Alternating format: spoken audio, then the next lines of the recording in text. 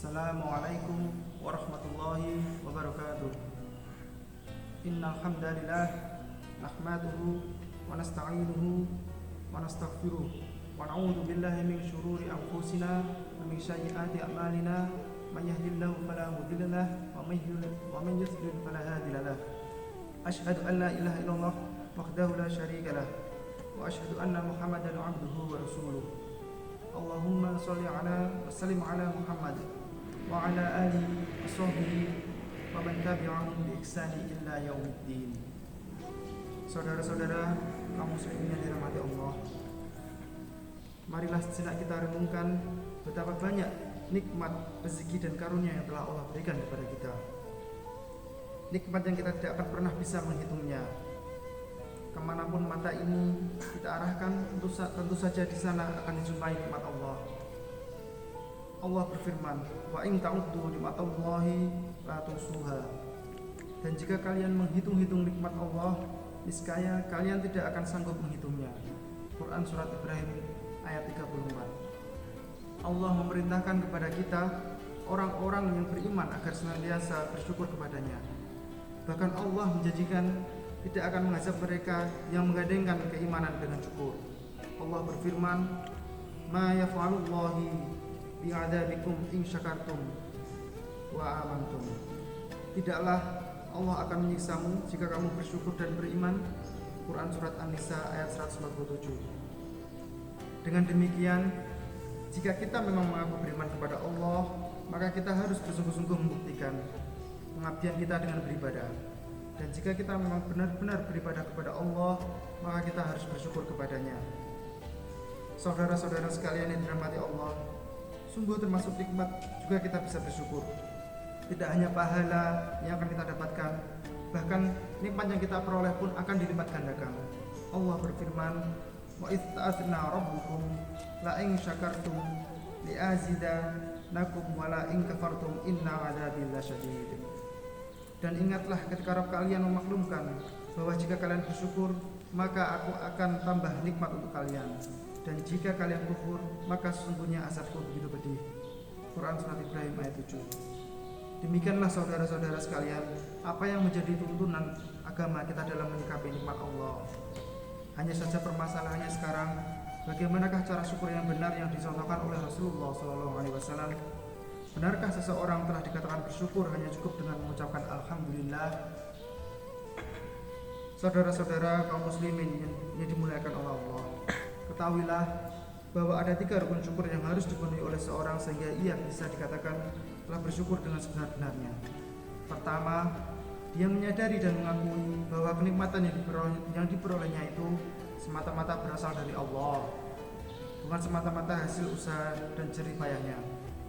Hadirin mungkin teringat kisah Qarun yang Allah azab dengan cara ditenggelamkan bersama-sama hartanya ke dalam tanah. Sungguh si Qarun ini memiliki harta yang luar biasa banyaknya. Namun karena dia kufur atas nikmat yang telah diberikan kepada Allah, maka Allah memberikan azab yang begitu besar kepadanya. Rukun syukur yang kedua ialah menampakkan kenikmatan tersebut secara zahir. Termasuk di sini adalah kita memuji Allah dengan lisan kita, yakni mengucapkan Alhamdulillah. Jadi sebisa mungkin kita tambahkan nikmat yang telah Allah karuniakan kepada kita. Sekiranya kita punya kemudahan untuk memperoleh baju yang bagus, maka gunakanlah. Dan masih ada contoh banyak yang lainnya. Dan yang ketiga, inilah yang paling sulit, yang paling banyak diabaikan oleh sebagian orang, sehingga tidaklah heran jika Allah berfirman, sedikit sekali hamba-hambaku yang mau bersyukur. Rukun yang ketiga ini yaitu menggunakan kenikmatan yang Allah karuniakan tadi untuk melakukan ketaatan kepadanya dan tidak digunakan untuk kemaksiatan. Inilah yang terpenting. Betapa sering kita memenuhi rukun pertama dan kedua, tapi kita abaikan rukun yang ketiga. Betapa banyak kita menggunakan kenikmatan yang Allah berikan justru untuk mendurhakai Allah. Sekedar analogi sederhana, sekiranya hadirin sekalian menghadiahkan pakaian bagus kepada saya, kemudian saya sangat berterima kasih dan memuji-muji hadirin sekalian atas hadiah yang diberikan, maka apakah yang hadirin rasakan? Tentu saja hadirin akan merasa senang.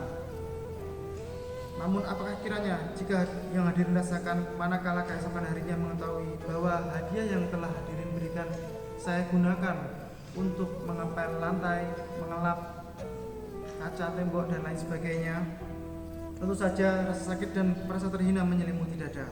Padahal yang hadirin inginkan adalah pakaian tersebut bisa digunakan dan dikenakan pada acara-acara istimewa. Demikian juga adab kita kepada Allah.